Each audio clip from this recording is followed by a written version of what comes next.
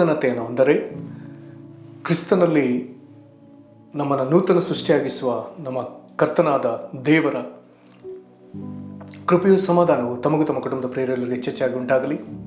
ಹೃದಯಂಗಮ ಮಾತೆನ್ನುವ ಈ ಮುಂಜಾನೆಯ ವಾಕ್ಯದ ಸರಣಿಯಲ್ಲಿ ನಾವು ಈ ತಿಂಗಳು ದೇವರ ಇಸ್ರಾಯೇಲರು ಅಥವಾ ಒಡಂಬಡಿಕೆ ಜನರೆಂಬ ಶೀರ್ಷಿಕೆಯಲ್ಲಿ ದೇವರ ವಾಕ್ಯವನ್ನು ಧ್ಯಾನಿಸ್ತಿರುವಲ್ಲಿ ಈ ದಿನ ನಾವು ಧ್ಯಾನಿಸುವಂಥ ದೇವರ ವಾಕ್ಯದ ಭಾಗ ಹೆಚ್ಕೆಲ 36, 26 ಮತ್ತು 27ನೇ ವಚನಗಳು.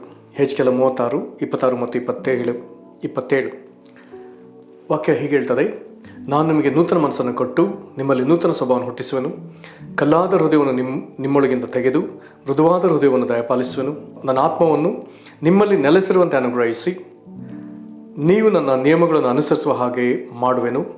ನೀವು ನನ್ನ ವಿಧಿಗಳನ್ನು ಕೈಕೊಂಡು ಆಚರಿಸುವಿರಿ.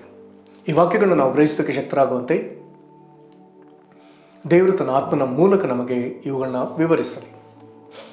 ನಾವೀಗ ಓದಿದ ವಾಕ್ಯ ಭಾಗದಲ್ಲಿ 9 ಅಂಶಗಳನ್ನು ನಾವು ನೋಡಲಿಕ್ಕೆ ಸಾಧ್ಯವಿದೆ. ಇಲ್ಲಿರುವಂಥ ಅಂಶಗಳೆಲ್ಲವೂ ಬಹಳ ಸೊಗಸು. ದೇವರು ಅಂದರೆ ಇದರ 24, 25ನೇ ವಚನವನ್ನು ನೆನೆ ದಿನ ಧ್ಯಾನಿಸಿದ್ದೇವೆ. ದೇವರು ನಮ್ಮನ್ನು ಶುದ್ಧೀಕರಿಸಿದ್ದಾರೆ. ಶುದ್ಧೀಕರಿಸಿದ ಮೇಲೆ ದೇವರು ಹಾಗೆ ನಮ್ಮನ್ನು ಬಿಡ್ತಾ ಇಲ್ಲ. ನಮ್ಮೊಳಗೆ ನೂತನತೆಯನ್ನು ಇನ್ನೂ ನಿಖರವಾಗಿ ಹೇಳಬೇಕಾದ್ರೆ ದೇವರಲ್ಲಿರುವಂಥ ನಿತ್ಯ ನೂತನತೆ ಅಥವಾ ದೇವರ ಹೊಸತನ, ಇದನ್ನು ಆತನು ನಮ್ಮೊಳಗೆ ತರ್ತಿದ್ದಾನೆ. ನಾವು ಇಡೀ ವಾಕ್ಯವನ್ನು ಓದುವಾಗ ಎಲ್ಲಿಯೂ ದೇವರ ಕುರಿತಾಗಿ ಹಳೆತು ಎನ್ನುವಂಥ ಅಂಶವನ್ನು ನಾವು ನೋಡಲಿಕ್ಕೆ ಸಾಧ್ಯವಿಲ್ಲ. ಕಾರಣ ಆತನು ಏನಾದರೂ ಒಬ್ಬನ ಜೀವಿತದಲ್ಲಿ ಏನಾದರೂ ಮಾಡುವಾಗ ಹೊಸತನ್ನ ಮಾಡುವುದನ್ನೇ ಮಾತನಾಡ್ತಾನೆ. ಹೊಸ ಮಾರ್ಗಗಳನ್ನ ತೆರೆಯೋದನ್ನು ಮಾತನಾಡ್ತಾನೆ. ನಮ್ಮನ್ನು ಹೊಸ ಸೃಷ್ಟಿಯಾಗಿ ಮಾಡೋದನ್ನು ಮಾತನಾಡ್ತಾನೆ. ನಮ್ಮಲ್ಲಿ ಅನೇಕ ಹೊಸ ಹೊಸ ಸಂಗತಿಗಳನ್ನ ತರುವುದನ್ನೇ ಆತನು ಮಾತನಾಡ್ತಲೇ ಬರ್ತಾನೆ. ವಿಶೇಷವಾಗಿ ಎಲ್ಲರಿಗೂ ಪರಿಚಯ ಇರುವಂಥ ಒಂದು ಮಾತು, ಈಗೋ ಯಾವನಾದ್ರೂ ಕ್ರಿಸ್ತನಲ್ಲಿದ್ದರೆ ಒಂದು ನೂತನ ಸೃಷ್ಟಿಯಾದ. ಹಾಗಾದರೆ ಹೊಸತನ್ನ ನಮ್ಮನ್ನು ಹೊಸದಾಗಿ ಅಥವಾ ನಮ್ಮಲ್ಲಿ ನೂತನತೆಯನ್ನು ತರುವಂಥದ್ದೇ ದೇವರ ಕೆಲಸ ಆಗಿರೋದಾದರೆ ನಮಗೆ ಅರ್ಥವಾಗಬೇಕು, ದೇವರಲ್ಲಿರುವಂಥ ಮಹಿಮೆ ಯಾವಾಗಲೂ ಅದು ನೂತನವಾದ ಮಹಿಮೆ, ಅದು ಹಳೆದಾಗುತ್ತಾ ಹೋಗುವಂಥ ಮಹಿಮೆ ಅಲ್ಲ. ಆದರೆ ಸೃಷ್ಟಿಯಲ್ಲಿ ಎಲ್ಲವೂ ಹಳೆದಾಗ್ತಾ ಹೋಗ್ತದೆ. ಆದರೆ ದೇವರ ವಿಚಾರಕ್ಕೆ ಬರುವಾಗ ನಮಗೆ ವಾಕ್ಯದ ಅನೇಕ ವಾಕ್ಯಗಳನ್ನ ನಾವು ಗಮನಿಸಿ ನಡೆಯುವಾಗ ನಮ್ಗೆ ಅರ್ಥವಾಗಬೇಕಾದ ವಿಷಯ ಅರ್ಥವಾಗುವಂಥದ್ದು ದೇವರು ಯಾವಾಗಲೂ ನೂತನವಾಗಿಯೇ ಹೋಗ್ತಿದ್ದಾನೆ. ಹಾಗಾಗಿ ಆತನು ನಮ್ಮ ಕುರಿತು ಆಲೋಚಿಸುವಾಗ ನಮ್ಮನ್ನು ನೂತನವಾಗಿಯೇ ಮಾಡ್ತಾನೆ. ಇಲ್ಲಿ 26ನೇ ವಚನಕ್ಕೆ ಬರುವಾಗ ಇಂಥದನ್ನೇ ಓದ್ತೇವೆ. ಏನಂತೆ? ನಮ್ಮನ್ನು ಆತನು ನಾನು ನಿಮಗೆ ಹೊಸ ಮನಸ್ಸನ್ನು ಕೊಟ್ಟು ನಮ್ಮೊಳಗೆ ಹೊಸ ಮನಸ್ಸನ್ನು ಕೊಡ್ತಾನೆ. ಅಂದರೆ ದೇವರು ನಮಗೆ ಹೊಸ ಮನಸ್ಸು ಕೊಟ್ಟಾಗ ಇಲ್ಲಿವರೆಗೆ ನಾವು ಯೋಚಿಸಿದ್ದೇ ಬೇರೆ. ಒಂದು ವೇಳೆ ಅಪನಂಬಿಕೆನ ಯೋಚಿಸ್ತಿರ್ಬೋದು. ಅದು ದೇವರು ಹೊಸ ಮನಸ್ಸು ಕೊಟ್ಟಾಗ ನಮ್ಮೊಳಗೆ ನಂಬಿಕೆ ಪ್ರಾರಂಭವಾಯಿತು. ಅಥವಾ ಯಾವಾಗಲೂ ಸೋಲನ್ನೇ ಚಿಂತಿಸುವಂಥದ್ದು. ಅದು ದೇವರು ಹೊಸ ಮನಸ್ಸು ಕೊಟ್ಟಾಗ ಜಯವನ್ನು ಯೋಚಿಸುವವರು, ಜಯವನ್ನು ಆಲೋಚಿಸುವವರು. ಅದು ಮೊದಲು ನಕಾರಾತ್ಮಕವಾಗಿ ಹೆದರಿಕೆಯನ್ನೇ ಮಾತನಾಡುವವರು, ಆದರೆ ಈಗ ಸಕಾರಾತ್ಮಕವಾಗಿ ಧೈರ್ಯವನ್ನು, ವಿಶ್ವಾಸವನ್ನು ಮಾತನಾಡುವವರು ಅಥವಾ ವಿಶ್ವಾಸದಿಂದ ಯೋಚಿಸುವವರು. ಹೀಗೆ ದೇವರು ನಮ್ಮ ಒಳಗಿನ ಆಂತರ್ಯವನ್ನು ಬದಲಾಯಿಸ್ತಾನೆ.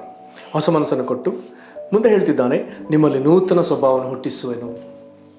ಪೌಲ ಹೇಳ್ಕೊಳ್ತಾನೆ, ಮೊದಲು ಆತನು ಕೊಲೆಗಡುಕನಂತೆ, ಆದರೆ ಈಗ ಅಂಥವನಲ್ಲ. ಈಗ ಆತನು ಕ್ರಿಸ್ತನ ಜೀವವನ್ನು ಎಲ್ಲರಲ್ಲಿ ಪ್ರಸರಿಸುವಂತೆ ಮಾಡುವವನು, ದೇವರ ನಿತ್ಯ ಜೀವವನ್ನು ಎಲ್ಲರಲ್ಲಿ ಹರಿಯುವಂತೆ ಮಾಡುವವನು. ಹೊಸತನ, ನಿಮ್ಮಲ್ಲಿ ನೂತನ ಸ್ವಭಾವವನ್ನು ಹುಟ್ಟಿಸುವೆನು. ಮುಂದೆ ಬರೀತಾನೆ, ಕಲ್ಲಾದ ಹೃದಯವನ್ನು ನಿಮ್ಮೊಳಗಿಂದ ತೆಗೆದು ಮೃದುವಾದ ಹೃದಯವನ್ನು ನಿಮಗೆ ದಯಪಾಲಿಸುವೆನು. ಕಲ್ಲಾದ ಹೃದಯ ಒಂದೊಳ್ಳೆ ಭಾವನೆಗೆ ಬೇಗ ನಿಲುಕುವಂಥದ್ದು ಗಟ್ಟಿ ಕಲ್ಲು. ಅದರ ಮೃದುವಾದ ಹೃದಯ, ಅದರ ಮೃದು. ಒಂದು ವೇಳೆ ಅದನ್ನು ಈ ರೀತಿಯಾಗಿ ಹೇಳ್ಬೋದೆಂಬುದಾಗಿ ಅರಿತು ನಾನು ಇದನ್ನು ಹೇಳ್ತೇನೆ. ಕಲ್ಲಾದ ಹೃದಯ, ಅವಿಧೇಯತೆ ಹೃದಯವನ್ನು ದೇವರು ನಮ್ಮಿಂದ ತೆಗೆದು ದೇವರ ಆಜ್ಞೆಗಳಿಗೆಲ್ಲ, ದೇವರ ಕಟ್ಟಳೆಗಳಿಗೆಲ್ಲ ವಿಧೇಯರಾಗುವಂಥ, ತಗ್ಗಿಸಿಕೊಂಡು ವಿಧೇಯರಾಗುವಂಥ ಮೃದುವಾದ ಹೃದಯ. ಹೀಗೆ ಆತ ನಮ್ಮ ಹೃದಯದ ಪರಿಸ್ಥಿತಿಯನ್ನು ಮಾರ್ಪಡಿಸ್ತಾನೆ. ಒಂದು ವೇಳೆ ವೈದ್ಯಕೀಯವಾಗಿ ಮಾತನಾಡೋದಾದರೆ ಹಾರ್ಟ್ ಟ್ರಾನ್ಸ್ಪ್ಲಾಂಟೇಷನ್, ಒಂದು ಹೃದಯವನ್ನು ತೆಗೆದು ಹೊಸ ಹೃದಯವನ್ನು ಅಳವಡಿಸಿದ ಹಾಗೆ. ಹಾಗಾದರೆ ಯಾವ ಹೃದಯ ದೇವರಿಗೆ ಒಳಗಾಗಲಿಲ್ವೋ ಅದಕ್ಕೆ ಆತನು ಹೇಳ್ತಾನೆ, ಕಲ್ಲಾದ ಹೃದಯವನ್ನು ನಿಮ್ಮೊಳಗಿಂದ ತೆಗೆದು ದೇವರಿಗೆ ಯಾವಾಗಲೂ ಅವಿಧೇಯತೆಯನ್ನು ತೋರ್ತಿದ್ದ ಹೃದಯವನ್ನೇ ಆತನು ತೆಗೆದು ಬಿಡ್ತಾನೆ. ಅದಕ್ಕೆ ರೀಪ್ಲೇಸ್ ಮಾಡ್ತಾನೆ. ಹೇಗೆ? ಮೃದುವಾದ ಹೃದಯ ನಿಮಗೆ ದಯಪಾಲಿಸು. ಈಗ ಹೊಸ ಹೃದಯವನ್ನು ಆತನು ಕೊಡ್ತಾನೆ. ಆ ಹೃದಯದ ನಿಮಿತ್ತ ನಾವು ದೇವರ ಎಲ್ಲ ಆಜ್ಞೆಗಳಿಗೆ ನಾವು ವಿಧೇಯರಾಗಬಹುದು. ನಂತರದಲ್ಲಿ 22ನೇ ವಚನ ಹೇಳ್ತದೆ, ನನ್ನ ಆತ್ಮವನ್ನು ನಿಮ್ಮಲ್ಲಿ ನೆಲೆಸಿರುವಂತೆ ಅನುಗ್ರಹಿಸಿ. ಹಾಗಾದ್ರೆ ವಿಧೇಯತೆ ಹೃದಯ ಬಂದ ಮೇಲೆ ದೇವರು ನಮ್ಮೊಳಗೆ ಈಗ ತನ್ನ ಆತ್ಮನನ್ನು ಕೊಡ್ತಾನೆ. ಅವಿಧೇಯತೆಯ ಕಲ್ಲಾದ ಹೃದಯ ಇರುವಾಗ ಆತನು ತನ್ನ ಆತ್ಮನನ್ನು ಕೊಡಲಿಲ್ಲ. ಈಗ ನಮ್ಮಲ್ಲಿ ತನ್ನ ಆತ್ಮನ ನೆಲೆಸಿರುವಂತೆ, ಯಾವಾಗಲೂ ಇರುವಂತೆ, ಇದು ಹೊಸ ಒಡಂಬಡಿಕೆ ವಿಷಯ, ನೆಲೆಸಿರುವಂತೆ ಅನುಗ್ರಹಿಸಿ ನೀವು ನನ್ನ ನಿಯಮಗಳನ್ನು ಅನುಸರಿಸುವ ಹಾಗೆ ಮಾಡುವೆನು. ದೇವರ ನಿಯಮಗಳೇನಿದೆಯೋ ಅದೆಲ್ಲವನ್ನು ಕೈಕೊಂಡು ನಡೆಯುವುದಕ್ಕೆ ಕೃಪೆ ಕೊಡುವುದಲ್ಲದೆ ಮುಂದೆ ಆತನು ಹೇಳ್ತಾನೆ, ನೀವು ನನ್ನ ವಿಧಿಗಳನ್ನು ಕೈಕೊಂಡು ಆಚರಿಸುವಿರಿ. ಕನ್ನಡ ಭಾಷೆ ಅಂತ ಬಹಳ ವಿಶೇಷ. ನೀವು ನನ್ನ ನಿಯಮಗಳನ್ನು ಅನುಸರಿಸುವ ಹಾಗೆ ಮಾಡುವೆನು. ದೇವರ ನಿಯಮಗಳೇನಿದೆಯೋ ಅದೆಲ್ಲವನ್ನು ಕೈಕೊಂಡು ನಡೆಯುವುದಕ್ಕೆ ಕೃಪೆ ಕೊಡುವುದಲ್ಲದೆ ಮುಂದೆ ಆತನು ಹೇಳ್ತಾನೆ, ನೀವು ನನ್ನ ವಿಧಿಗಳನ್ನು ಕೈಕೊಂಡು ಆಚರಿಸುವಿರಿ. ಕನ್ನಡ ಭಾಷೆ ಅಂತ ಬಹಳ ವಿಶೇಷ. ಆಚರಿಸ್ತೀರಿ.